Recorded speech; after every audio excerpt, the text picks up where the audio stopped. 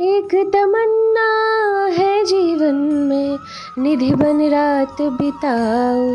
সত্যি তো, এই স্বপ্ন কার নেই বলুন তো?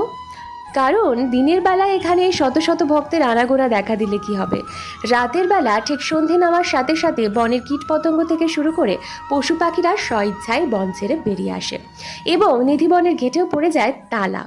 কারণ ভগবানের নিত্য রাসলীলা।